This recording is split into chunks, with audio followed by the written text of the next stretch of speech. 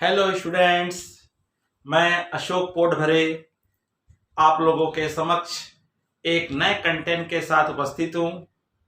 बच्चों, अपनी जो नियमित क्लास 12th अकाउंटेंसी की क्लास चल रही है, जिसका आज लेटेस्ट थर्ड वीडियो है, जिसमें हम लाभ हानि लेखा प्रॉफिट एंड लॉस अकाउंट और लाभ हानि नियोजन लेखा profit and loss appropriation account क्या होता है, इनमें डिफरेंस क्या है और साझेदारों के द्वारा पार्टनरों के द्वारा जो अपने अकाउंट मेंटेन किए जाते हैं वो किस प्रकार से किए जाते हैं, आज इसके संबंध में अपन डिस्कस करेंगे।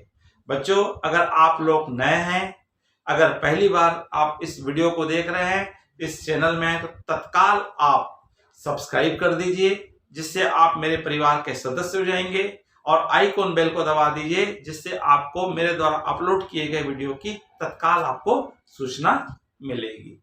चलिए बच्चों, हम देर नहीं करते हैं, आज की हम अपनी क्लास स्टार्ट करते हैं। आज की हमारी क्लास है जिसमें हम जानना चाहेंगे कि पार्टनरशिप के द्वारा अकाउंटिंग किस प्रकार से किया जाता है। हम साधारण शब्दों में कह सकते हैं साझेदारों का अकाउंटिंग फॉर पार्टनरशिप, अकाउंटिंग और पार्टनरशिप, साझेदारों का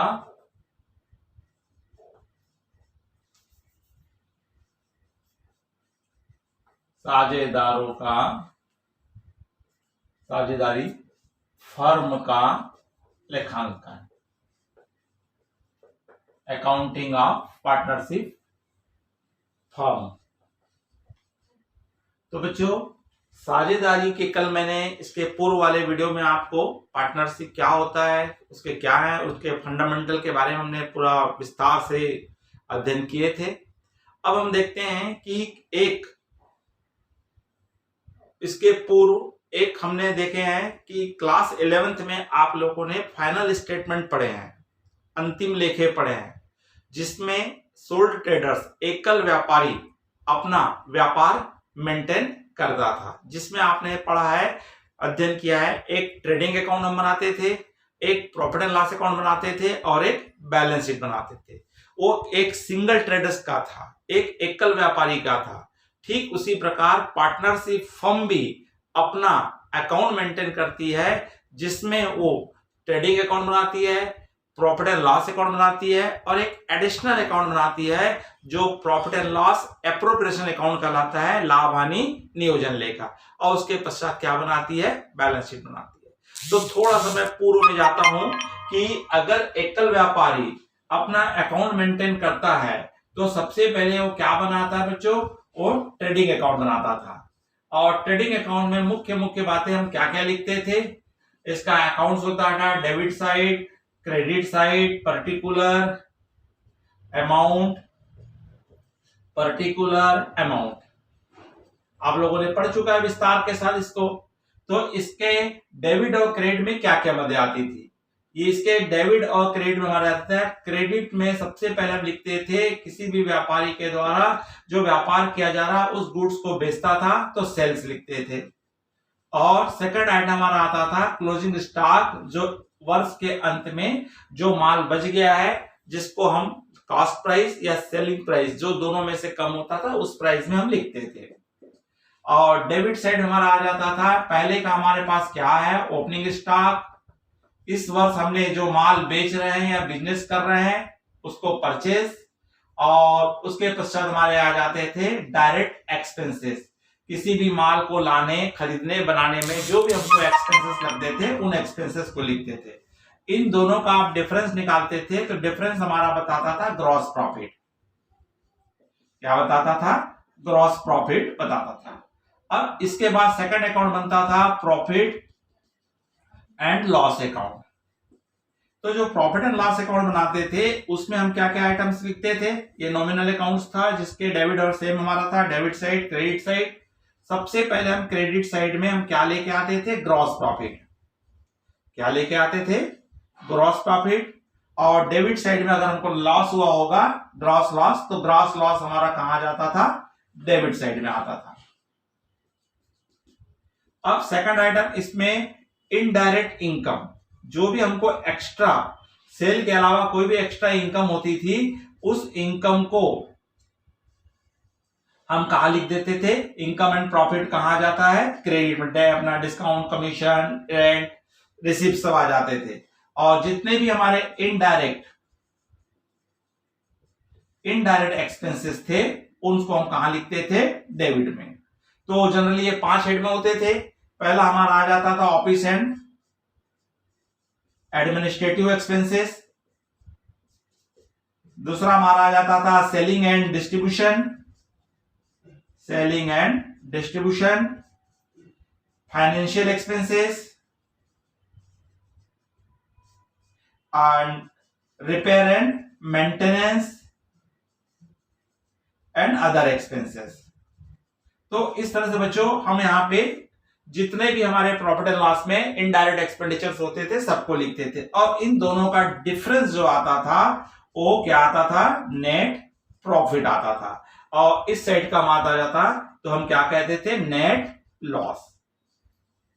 और इसके पश्चात कंपनी क्या बना दे, फॉर जो हमारा एकल व्यापारी था, सिंगल ट्रेडर्स था, वो क्या बनाता था, बैलेंस शीट बनाता।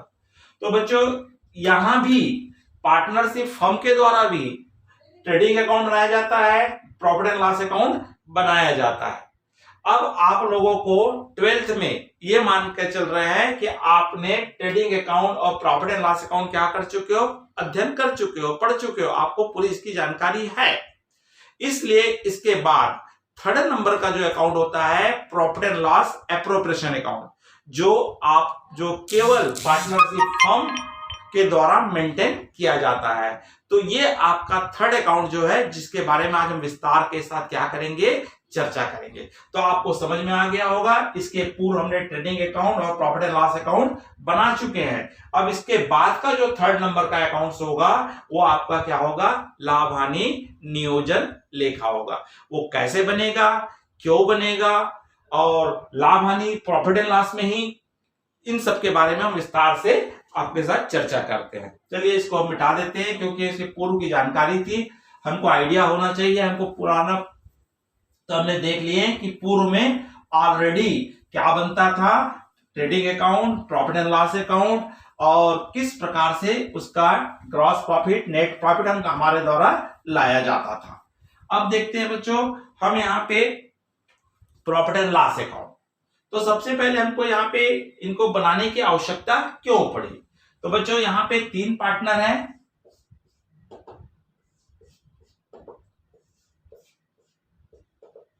तो यहां पे 3 पार्टनर है हमारे, मोहन, सोहन और रोहन। तो हमारे 3 पर्सन्स है, 3 व्यक्तियों ने मिल करके एक व्यापार करने का निश्चय किया। और इन्होंने निश्चय किया कि हम एक व्यापार प्रारंभ करते हैं, और इन्होंने तीनों ने एक निश्चित अमाउंट, ए ने 5 लाख रुपए, सोहन ने 3 लाख रुपए, और रोहन ने 2 लाख रुपए लगा करके बिजनेस स्टार्ट किया। और इनके द्वारा बिजनेस बहुत अच्छे से चलने लगा, इनका व्यवसाय बिजनेस बहुत अच्छे से रन करने लगा। और रन करते करते अब इनको बिजनेस से क्या हो गया, प्रॉफिट हुआ, नेट प्रॉफिट हुआ। अब इस नेट प्रॉफिट को तीनों पार्टनर को आपस में क्या करना था, बंटवारा करना है। अब तीनों पार्टनर जब आपस में बंटवारा करने गए तो उनके सामने क्या आ गई, समस्या आ रही थी, प्रॉब्लम्स आ रहे थे कि भाई सिंगल ट्रेडर्स था, एकल व्यापारी था, तो कोई समस्या नहीं थी। नेट प्रॉफिट आया, उसको सीधा उसने कैपिटल अकाउंट में क्या कर दिया, ट्रांसफर कर दिया। और न तो कोई बोलने वाला था न तो किसी का, क्योंकि वो स्वयं मालिक है, वो कुछ भी निर्णय ले सकता है। तो जो प्रॉफिट या लॉस हुआ था वो पूरा अपना स्वयं ले लिया, अपने कैपिटल में ऐड कर। लेकिन जब साझेदारी फर्म में प्रॉफिट हुआ है तो ये प्रॉफिट किसी एक अकेले व्यक्ति का नहीं है, ये प्रॉफिट किसका है, तीनों का है। मोहन का भी है, सोहन का भी है, रोहन का भी है। अब इस प्रॉफिट को किस प्रकार से बांटे, और इसमें तीनों ने यहां पे अपना अपना महत्वपूर्ण समय भी दिया है। रोहन, सोहन, मोहन अपना पूरा टाइम दे रहे हैं, तो इसमें टाइम दे रहे हैं, जैसे मोहन अपना पूरा वक्त देता है, सुबह 10 बजे से लेकर के शाम के 5 बजे तक व्यापार के संचालन में समय दे रहा है, तो वो भी कुछ अपेक्षा कर रहा है कि भाई मैं इतने समय तक मैं काम कर रहा हूं तो मुझे व्यापार से कुछ मिलना चाहिए एक्स्ट्रा, तो वो सैलरी की अपेक्षा कर रहा है या उसको हमको सैलरी देनी है। जो शोहन है वो सेल्स का काम देख रहा है, तो सेल्स पे वो क्या चाह रहा है, वो अगर हम कोई सेल्स एजेंट के द्वारा माल बिकवाते हैं तो एजेंट क्या लेता है, कमीशन लेता है। तो पार्टनर भी चाहता है कि भाई मैं माल का सेल का विक्रय का काम करूं तो मुझे क्या चाहिए, कमीशन चाहिए। तो पार्टनर को क्या चाहिए, कमीशन चाहिए या कुछ बोनस चाहिए। इसके अलावा यहां पे तीनों ने 5 लाख रुपए, 3 लाख रुपए, 2 लाख रुपए लगाए हैं, अगर ये पैसा व्यापार में नहीं लगाते तो कहां रखते, बैंक में रखते या किसी अन्य व्यक्ति को उधार देते या फाइनेंस करते, तो वहां से उसको क्या मिलता, इंटरेस्ट मिलता। तो कंपनी से, अपने फर्म से क्या चाहते हैं, इंटरेस्ट चाहते हैं, तो इंटरेस्ट ऑन कैपिटल। तो प्रत्येक पार्टनर क्या लेना चाह रहा है, इंटरेस्ट ऑन कैपिटल लेना चाह रहा है, या पार्टनर के द्वारा अपने व्यापार से अपने स्वयं के उपयोग के लिए कुछ धनराशि विड्रॉ की गई है, तो उस धनराशि पर, उस अमाउंट पे क्या चाहती है फर्म, क्या चाहती है, इंटरेस्ट चाहती है, तो इंटरेस्ट ऑन ड्रॉइंग्स। तो इन सब जो बातें हैं, तो ये सब लाभ के अलावा, लाभ में से इन पार्टनरों को ये राशि भी मिलनी है, तो इनका विभाजन किस प्रकार से करे, इसका नियोजन किस प्रकार से करे, ये समस्याएं तीनों के पास थी। तो इस समस्या का हल करने के लिए इन तीनों ने एक तय किया कि हम एक नया अकाउंट अपने पास बनाएं, trading account, profit and loss के अलावा अतिरिक्त एक तीसरा हम अकाउंट बनाएंगे। वो अकाउंट हमारा क्या होगा, प्रॉफिट एंड लॉस नियोजन लेखा, profit and loss appropriation account, जिसको हम कहते हैं लाभ हानि नियोजन लेखा। तो इस तरह इन्होंने तय किए कि लाभ में से जो भी हमारी अतिरिक्त हमारा योगदान है, उस योगदान के बदले में मिलने वाली राशि का भी हम लाभ में से एक हिस्सा चाहिए हमें। तो उसके लिए वो क्या करते हैं, उस लाभ का प्लानिंग करते हैं, उस लाभ को बांटने का एक नियोजन करते हैं। उसके लिए वो एक निश्चित अकाउंट बनाया जाता है। उस अकाउंट का नाम ही क्या है यहाँ पे बच्चों, profit and loss appropriation account है।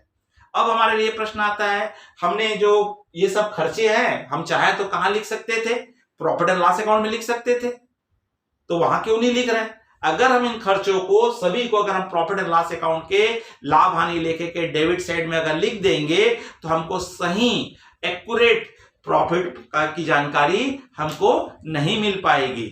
हमको एक्चुअल लाभ चाहिए, वास्तव में शुद्ध लाभ चाहिए। तो उस शुद्ध लाभ को प्राप्त करने के लिए हमें क्या करना पड़ेगा, इन खर्चों को अगर हम वहां साझेदारों को भुगतान किए जाने वाली राशियों को हम लिख देते हैं तो हमारा क्या हो जाएगा, नेट प्रॉफिट गलत आ जाएगा, हमारा लाभ का डिस्ट्रीब्यूशन गलत हो जाएगा, किसी को ज्यादा पैसा मिल जाएगा, किसी को कम पैसा मिल जाएगा, और इनके बीच में आपस में क्या हो जाएगा, संघर्ष हो जाएगा, लड़ाई हो जाएगी, और इनका व्यापार क्या हो जाएगा, टूट जाएगा।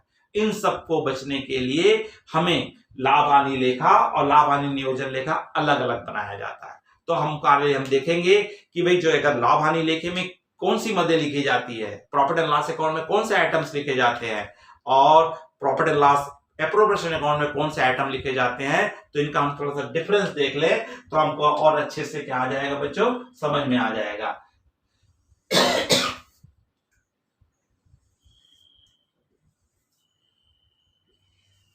तो अंतर का आधार,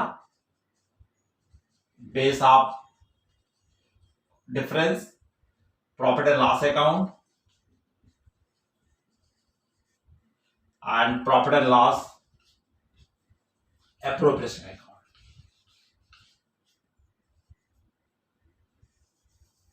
तो इन दोनों में डिफरेंस क्या है, प्रॉफिट एंड लॉस में क्या लिखा जाता है, लाभ हानि में क्या लिखा जाता है, तो ये कब बनाया जाता है।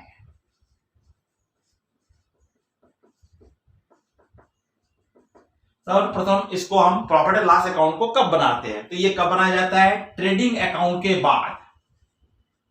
ट्रेडिंग अकाउंट के बाद जो हमारा प्रॉफिट एंड लॉस अकाउंट बनता है कब बनता है? ट्रेडिंग अकाउंट बनने के बाद बनता है। जबकि profit and loss appropriation account कब बनता है? प्रॉफिट एंड लॉस अकाउंट के बाद। क्या समझ में आया बच्चों कि अगर हमको लाभ हानि लेखा प्रॉफिट एंड लॉस अकाउंट को कब बनाया जाता है? जब हमारा ट्रेडिंग अकाउंट बन जाता है जिसमें से हमको ग्रॉस प्रॉफिट आ जाता है, और उसके पश्चात हम क्या बनाते हैं? प्रॉफिट एंड लॉस अकाउंट बनाते हैं। और उसके पश्चात हमारा क्या बनता है? Profit and loss appropriation account कब बनता है? जब प्रॉफिट एंड लॉस अकाउंट बन जाता है, शुद्ध लाभ निकल जाता है, और उस शुद्ध लाभ को बांटने के लिए जो खाता बनाया जाता है वो profit and loss appropriation account होता है। तो कब बनता है? प्रॉफिट एंड लॉस अकाउंट के बाद बनता है। क्यों बनाया जाता है?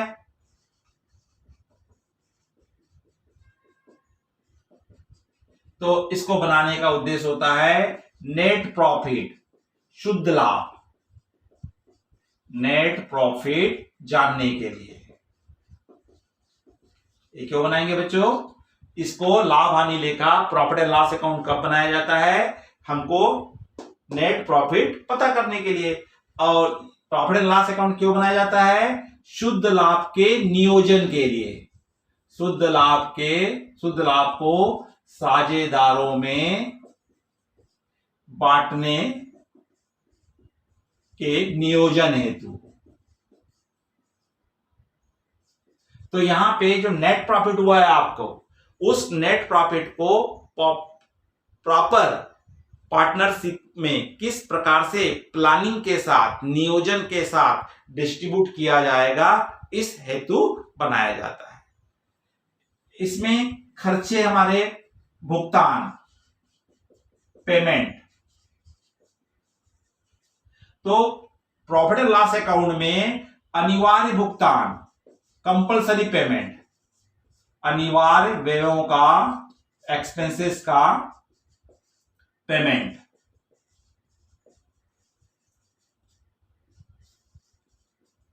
यहां पे क्या लिखा जाता है? ऐसे सभी खर्चे जिनको अनिवार्यतः कंपलसरी हमको पेमेंट करना है, भुगतान करना है, चाहे फर्म को प्रॉफिट हो या लॉस हो, हमको अनिवार्य रूप से उसको देना ही होगा। उन्हीं खर्चों को, उन्हीं व्ययों को कहां लिखा जाता है? लाभ हानि खाते में लिखा जाता है, जिसको हम कह सकते हैं अनिवार्य व्ययों का भुगतान किया जाएगा, चाहे लाभ हो या हानि, चाहे प्रॉफिट हो या लॉस हो। जबकि लाभ हानि नियोजन खाते में शुद्ध लाभ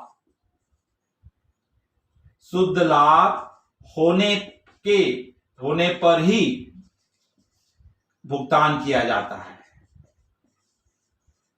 ये कब दिया जाएगा? अगर प्रॉफिट होगा तभी हम क्या देंगे? पार्टनर को सैलरी देंगे, पार्टनर को कमीशन देंगे, पार्टनर को बोनस देंगे, पार्टनर को इंटरेस्ट ऑन कैपिटल देंगे। अगर प्रॉफिट नहीं हुआ है, नेट प्रॉफिट नहीं हुआ है, तो इनको ये भुगतान नहीं किए जाते हैं। इसलिए यहां पे अनिवार्य भुगतान को लिखा जाता है। यहां पे उन्हीं भुगतान को लिखेंगे जो लाभ होने की स्थिति में होगा। अगर बिजनेस को प्रॉफिट हुआ है तभी इन खर्चों को साझेदारों को, पार्टनरों को पेमेंट किया जाता है। इसलिए यहां पे उन खर्चों को लिखा जाएगा जो लाभ होने के पश्चात। संलेख का पालन करना, डीड, तो यहां पे संलेख का पालन नहीं किया जाता है। मतलब यहां पे पार्टनरशिप डीड का उपयोग नहीं करते, पालन नहीं किया जाएगा।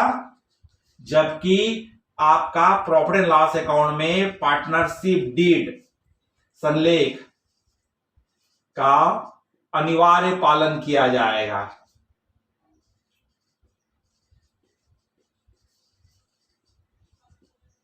और इनके बीच में हमारा बैलेंस होता है, शेष होता है, बैलेंस। तो प्रॉफिट एंड लॉस अकाउंट में कोई बैलेंस नहीं होता है, कोई शेष नहीं होगा। जबकि आपका एप्रोप्रिएशन अकाउंट में हमेशा क्या बना रहेगा? शेष बना रहेगा। बैलेंस, प्रारंभिक या अंतिम शेष हमेशा रहेगा।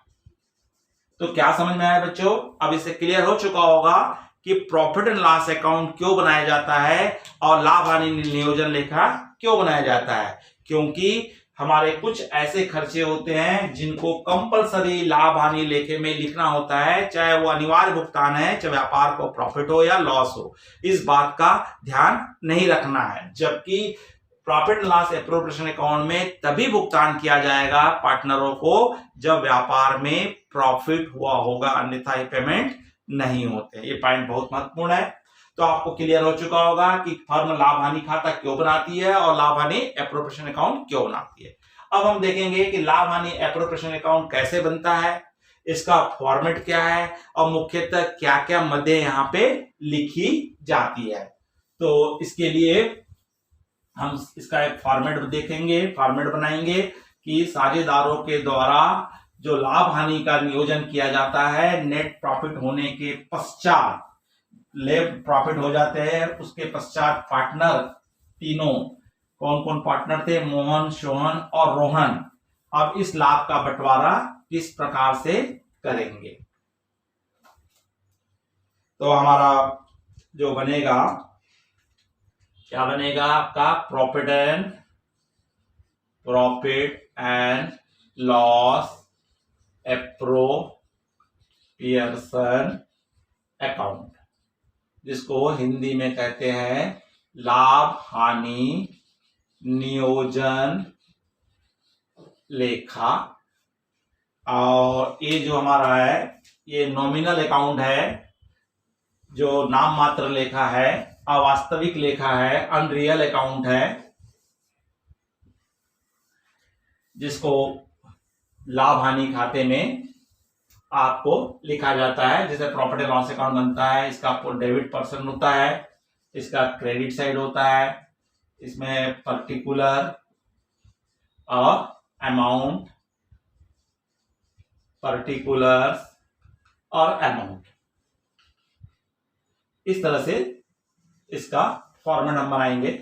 तो सबसे पहले आपको profit and loss appropriation account बनेगा, उसके क्रेडिट साइड में आपको क्या लिखना है, नेट प्रॉफिट,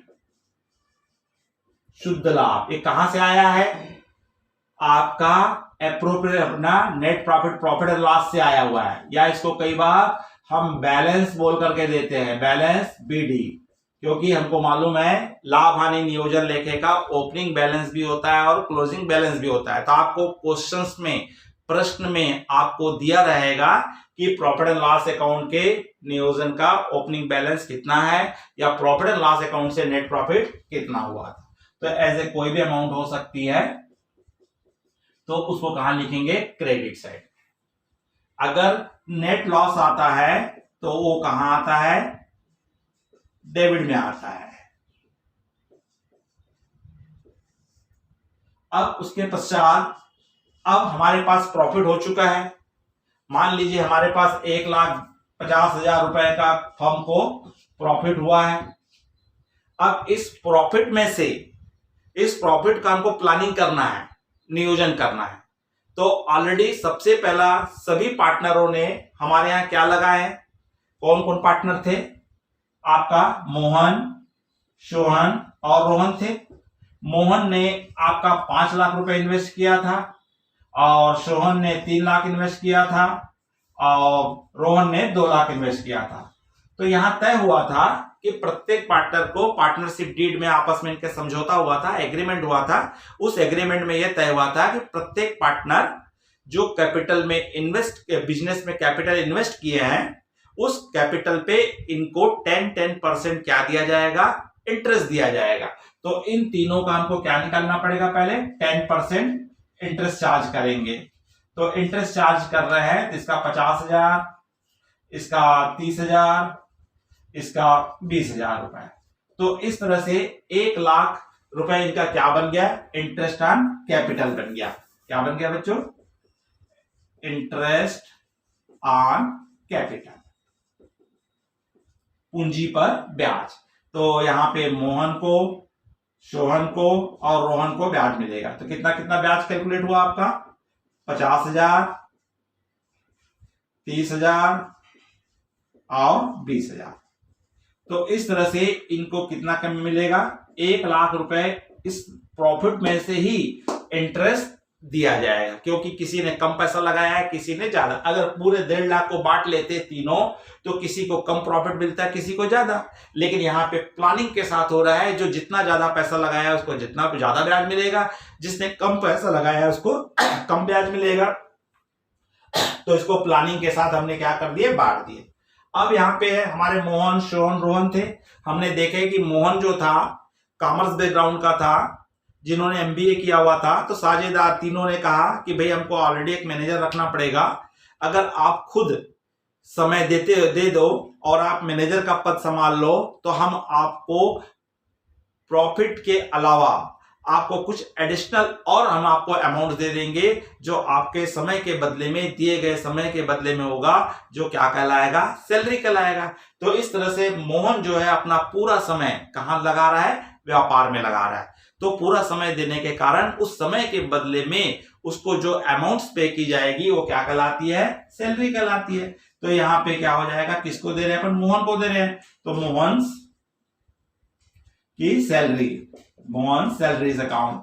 और अगर आपको मंथली बोलेगा तो आपको 12 से मल्टीप्लाई करेंगे, अगर ईयरली बोल देता है तो डायरेक्ट हम क्या कर लेंगे, ईयरली ले लेते हैं। 20,000 रुपए या मान लो 10,000 रुपए उसको क्या दी जा रही है, सैलरी दी जा रही है।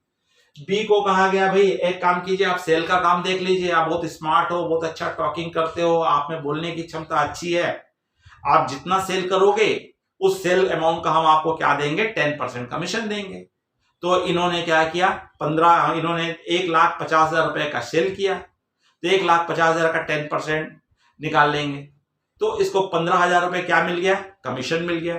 तो यहां पे हम किसको कमीशन दे रहे हैं, आपको सोहन को, क्योंकि सोहन पूरा समय दे रहा है, तो समय सॉरी सेल का काम कर रहा है, तो सेल के बदले में उसको क्या मिलेगा, कमीशन मिलेगा। और आपको मान लो सेल्स अमाउंट दिया रहेगा तो उस सेल्स अमाउंट का हमको परसेंटेज बता देगा, क्योंकि पार्टनरशिप डीड में तय हो चुका होगा।